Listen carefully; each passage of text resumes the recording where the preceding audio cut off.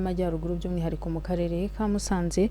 Tubabwire ko abaturiye Ruhurura iherereye mu murenge wa Cyuve ho mu karere ka Musanze bashimira ubuyobozi bw'abubakiye ibidamu bifata amazi ndetse mu buryo bwo kurinda ibikorwa remezo. Ubuyobozi bw'umurenge wa Cyuve bukaba busaba abaturage gukomeza kubungabunga ibikorwa remezo baba begerejwe. Mugenzi wacu Patrick Tuyishimire yarahatubereye. Aha ni ahubatswe ikidamu kinini cyifashishwa mu gufata amazi aturuka mu mugezi wa Cyuve mu gihe cy'imvura. Aya mazi aturuka mu birunga agakusanyirizwa aha kugira ngo harebwe icyakorwa. Ibi bikaba biba mu buryo bwo kugabanya imyuzure ndetse n'ikwirakwira ry'amazi akunda gutaratamba mu gihe cy'imvura hirya no hino kuri uyu mugezi wa Cyuve, akaba yakwangiza ibikorwa remezo ndetse n'imyaka y'abaturage. Bityo rero niyo mpamvu Minisiteri y'Ibidukikije yafashe umwanzuro wo kugira ngo harebwe igisubizo cy'ibibazo cyari kiri kuri uyu mugezi wa Cyuve ukunda kwangiza ibikorwa remezo ndetse n'ibikorwa by'abaturage harimo amazu, imyaka n'ibindi. Kuri ubu abahaturiye bavuga ko iki kidamu kibafitiye umumaro munini cyane kubera ko iki kidamu cyakubakwa nta zindi mbogamizi zijyanye n'amazi aturuka muri uyu mugezi wa Cyuve barongera guhura nazo. Uyu mumaro icyo tumariye nuko mu mwaka nta mazi yaduteye kuko amazi yaragwaga mu iriya myaka yashize. Amazi yaraduteraga amazi akariduka akasanga twaraye hanze, ariko muri uyu mwaka ntabwo byabayeho kubera ko bari bashizeho ponde zo gukumira amazi. Abaturage bacu ubundi amazi yaturukaga mu birunga yari asanzwe abangiririza imitungo.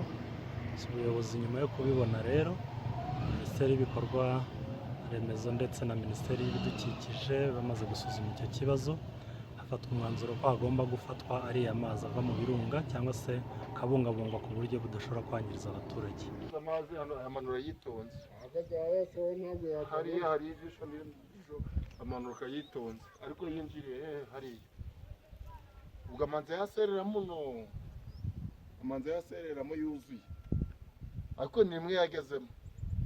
Usibye n'ibyo kandi bavuga ko muri uyu mwaka amazi atigeze yongera kubageraho. Bakaba banasobanura neza ko nabo yari yarasenyeye mu gihe cyashize ubu noneho barangije kubaka ndetse n'amazu akaba yarazamutse, abandi bakaba barimo buzuza amazu yari yarangijwe n'uyu mugezi wa Cyuve. Ntabwo amazi yaduteye, amazi yaragabanyutse kubera ingano yayo yaragabanyutse kubera ziriya ponde bacukuye. Ubwo rero iyi radari bashizeho ariyo ubona,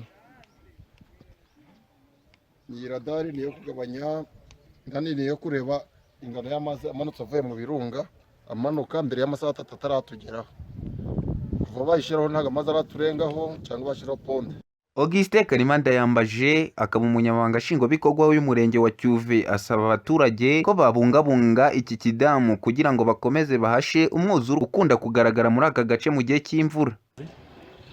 Icyo dusaba abaturage rero ni ugufatanya gukomeza kubungabunga ibyagezweho, ibikorwa ubuyobozi buba bwakoze kugira ngo birinde imitungo yabo, birinde ubuzima bwabo. Rero nuko dusaba abaturage ko nabo inshingano zabo zo kubungabunga ibyakozwe zikomeza kandi bakabisigasira bakabifata neza.